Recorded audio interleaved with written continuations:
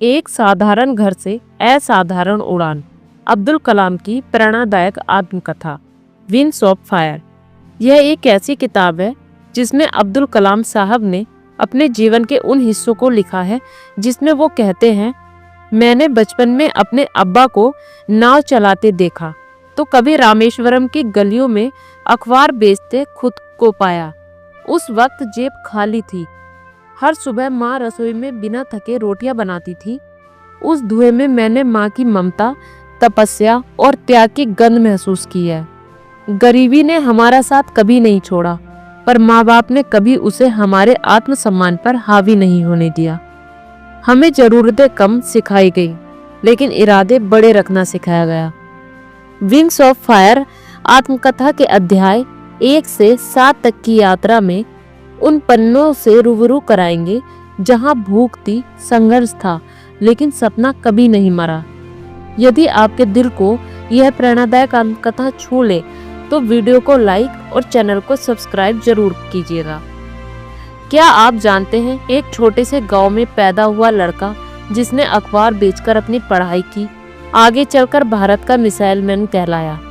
यह कहानी है अब्दुल कलाम की, जो हमें सिखाती है कि सपने देखने की कोई उम्र नहीं होती और मेहनत करने वालों की कभी हार नहीं होती। आइए इस प्रेरणादायक आत्मकथा के सफर पर चलें। 1931 में तमिलनाडु के एक छोटे से शहर में रामेश्वरम में एक साधारण परिवार में अब्दुल कलाम का जन्म हुआ। रामेश्वरम भले ही एक गुमनाम सा शहर था, लेकिन इसकी मिट्टी में एक ऐसा बीज पनप रहा था जो भविष्य में भारत को नई ऊंचाइयों पर ले जाने वाला था। कलाम अपनी आत्मकथा में लिखते हैं, उनके पिता जैनुल अब्दीन एक साधारण नाविक थे। उनकी आमदनी सीमित थी। वे एक धार्मिक और शांत स्वभाव के व्यक्ति थे जो दूसरों की मदद करने में हमेशा तत्पर रहते थे। उनकी माँ असियप्पा एक ममतामयी गृहिणी थी जो हर भूखे को भोजन कराने में खुशी महसूस करती थी। कलाम साहब ने बचपन से यही सीखा कि इंसानियत सबसे बड़ा धर्म है। कलाम अपनी जीवनी विंग्स ऑफ फायर में लिखते हैं कि उनकी माँ उनके लिए तरह तरह के स्वादिष्ट व्यंजन बनाती थी, लेकिन अगर कोई भूखा व्यक्ति दरवाजे पर आ जाता तो वही थाली सबसे पहले उसे परोसी जाती थी। यह संस्कार कलाम के दिल में दया, सेवा और समानता के बीज बो गया। यही कारण था कि बड़े होकर उन्होंने कभी भी धर्म, जाति, रंग या पद के आधार पर किसी से भेदभाव नहीं किया। कलाम कहते हैं, माँ की वह थाली सिर्फ भोजन नहीं थी, वह प्रेम और करुणा का प्रतीक थी। रामेश्वरम में हिंदू मुस्लिम एकता की एक अनूठी मिसाल देखने को मिलती थी। कलाम साहब के सबसे अच्छे दोस्त रामानाथ शास्त्री, दूसरे अरविंदन जो अखबार बांटते थे, और शिव प्रकाशन थे। मंदिर की घंटियां और मस्जिद के अजान एक ही आकाश के नीचे गूंजती थी। कोई किसी को पराया नहीं समझता था। एक घटना कलाम के दिल पर गहरी छाप छोड़ गई। एक दिन स्कूल में एक शिक्षक ने रामनाथ को, जो उनके प्रिय मित्र थे, उन्हें कलाम के साथ बैठने से मना कर दिया। उस दिन कलाम ने महसूस किया कि सिर्फ गरीबी ही नहीं, समाज की संकीर्ण सोच भी इंसान को तोड़ सकती है। लेकिन उनके पिता और रामनाथ के पिता ने मिलकर यह संदेश दिया कि इंसान को उसके दिल से पहचाना जाता है, धर्म से नहीं। वह लिखते हैं कि बचपन से ही उड़ती हुई चीजों को देखकर वह मोहित हो जाते थे, जैसे चिड़िया, पतंगे और आसमान में उड़ते विमान। वे अक्सर सोचते थे, काश मैं भी उड़ सकूं। उनकी उड़ान की कल्पना तब और मजबूत हुई जब उन्होंने पहली बार एक विमान को करीब से देखा। वह सपना उन्हें धीरे धीरे विज्ञान और वायुयान अभियंत्रण की ओर खींचता गया।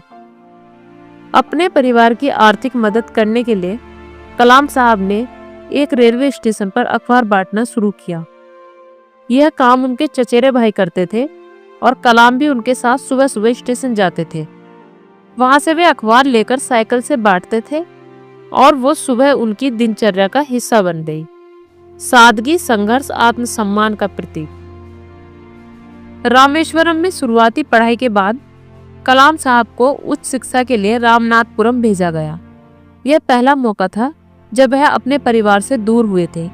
अकेलापन, सीमित खर्च और आत्मसंयम, ये सब उस छोटे से बालक को धीरे धीरे एक मजबूत इंसान बना रहे थे। वे अपनी जीवनी में लिखते हैं कि वह स्कूल में एक सामान्य छात्र थे, लेकिन गणित और भौतिकी में उनकी गहरी रुचि थी। उनके शिक्षक अय्यादुर्रे सोलोमन ने एक दिन उनसे कहा, तुम्हारे अंदर एक आग है, उसे बुझने मत देना। यह वाक्य उनके जीवन का मार्गदर्शन बन गया। उनका सपना था एक एरोनॉटिकल्स इंजीनियर बनना और इसके लिए उन्होंने Madras institute of technology MIT में दाखिला लिया। परिवार की माली हालत अच्छी नहीं थी, लेकिन उनकी बहन ने गहने गिरवी रखकर उनकी फीस भरवाई। अपनी बहन का यह त्याग कलाम कभी नहीं भुला पाए। MIT में पढ़ाई बहुत कठिन थी और शुरुआत में वे पिछड़ रहे थे, लेकिन एक दिन एक प्रोफेसर ने उन्हें चेतावनी दी, या तो 2 हफ्तों में परियोजना पूरी करो या छात्रवृत्ति खो दो। कलाम ने दिन रात मेहनत की और उस लक्ष्य को भी पा लिया। MIT से निकलने के बाद उन्होंने रक्षा अनुसंधान और विकास संगठन DRDO में एक वैज्ञानिक के रूप में करियर शुरू किया। उन्होंने कई परियोजनाओं में काम किया, जिनमें भारत के पहले स्वदेशी उपग्रह प्रक्षेपण यान SLV-3 का विकास शामिल था। उन्हें अग्नि और पृथ्वी जैसी मिसाइलों के विकास में महत्वपूर्ण भूमिका निभाई, जिसके कारण उन्हें मिसाइल मैन के नाम से जाना गया। 2002 में कलाम साहब भारत के राष्ट्रपति चुने गए। वे एक गैर राजनीतिक व्यक्ति थे, लेकिन उन्होंने अपने कार्यकाल में देश के युवाओं को प्रेरित करने और विज्ञान प्रौद्योगिकी को बढ़ावा देने में महत्वपूर्ण भूमिका निभाई। वे जनता के राष्ट्रपति के रूप में जाने जाते थे, क्योंकि वे हमेशा आम लोगों से जुड़े रहते थे। अध्याय 1 से 7 तक की यह यात्रा एक साधारण बच्चे की नहीं, बल्कि उस आग की कहानी है जो विपरीत हवाओं में भी बुझी नहीं। अगर आप चाहें तो अगले भाग यानी अध्याय 8 से 15 का विस्तार भी मैं इसी भावनात्मक और प्रेरणादायक शैली में लिख सकती हूँ। क्या आप चाहेंगे तो कमेंट बॉक्स में अपनी राय जरूर दें। धन्यवाद।